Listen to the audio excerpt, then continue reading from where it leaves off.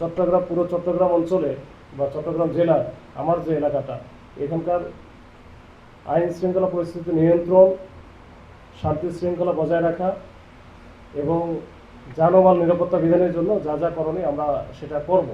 আর এর বাইরে যেটা ইন্টারনাল যে পার্ট আছে, আপনারা দেখেছেন যে 5 আগস্টের পরে যে পুলিশের যে মনোবল যেটা ছিল, এখান থেকে আমরা আসলে খুব ভঙ্গুর একটা অবস্থা ছিল।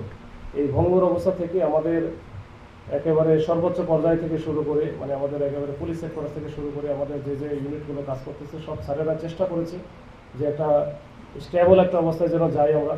তো এখন মোটামুটি আমরা ভালো অবস্থায় আছি। আগের যে হারানো মনোবল আমরা অনেকটা ফিরে পেয়েছি। আমাদের ইন্টারনাল যে বিষয়গুলো আছে, ইন্টারনাল যে আমাদের কোথাও যদি কোনো গ্যাপ থাকে, আমাদের কোনো সদস্যরা যদি এখনও যদি ওই যে পথ বিচ্যুত থাকে বা যারা লাইনে নাই, পেশাদারিত্বের সাথে কাজ করতেছে না, তাদের বিরুদ্ধে আমাদের একেবারে জিরো টলারেন্স থাকবে। যে এটা কোনোভাবেই আমরা মেনে নেব না যে আমাদের কোনো সদস্য অপেশাদারিত্ব সুলভ মনোভাব নিয়ে কাজ করছে বা থানায় কোনো অভিযোগ আসলে সেটা ভালোভাবে দেখছে না। আর একটা বিষয় যে আমি এটা বারবার যেটা আমি আমার প্রত্যেকটা থানায় যাওয়ার পরে যে জিনিসটা আমি সবসময় বলে থাকি যে একজন অভিযোগকারী বা একজন যে সেবা প্রত্যাশী যে আসবে, সে আসার পরপরই তার সাথে যেন ভালো আচরণ, ভালো ব্যবহার করা হয় এবং তার কাছ থেকে সে যা বলতে চায় এটা অত্যন্ত ধৈর্য সহকারে শোনা। এই আমি যদি ধৈর্য সহকারে শুনি তাহলে কিন্তু তার যে আসবে সে কিন্তু অন্তত বুঝবে যে না, আমার কথাটা পুলিশ অফিসার ভালো করে শুনেছে। তাহলে তার যে রাগ খুব অভিমান কিন্তু প্রথমেই অর্ধেক চলে যাবে। আর বাদ বাকিটা আমি আমার আইনগত যে ব্যবস্থাটা সেটাই নিব।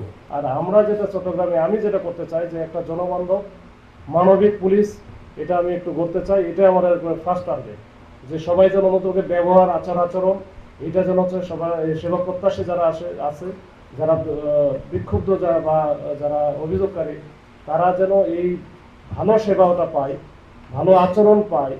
এইটা আমি একটু নিশ্চিত করতে চাই সব জায়গায়। শুধু ডিএমপিতে পুলিশ সুপার হিসেবে বা ডিসি হিসেবে ছিলাম, তার আগে আমরা অ্যাডিশনাল এসপি হিসেবে ছিলাম।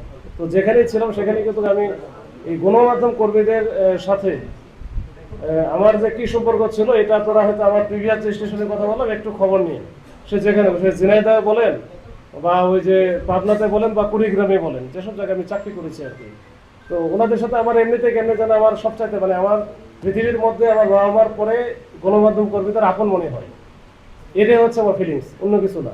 এখন আমি আমার কাছে কেমন যেন মনে হয় ওনাদের সাথে মিশতেও ভালো লাগে। আমি আমার খেলাধুলা থেকে শুরু করে অন্যান্য যে পারস্পরিক মিথস্ক্রিয়া যেগুলো আছে মানে মানুষ হিসেবে বেঁচে থাকার জন্য আমার ম্যাক্সিমাম সময় চলে গেছে সংবাদকর্মীদের সাথে।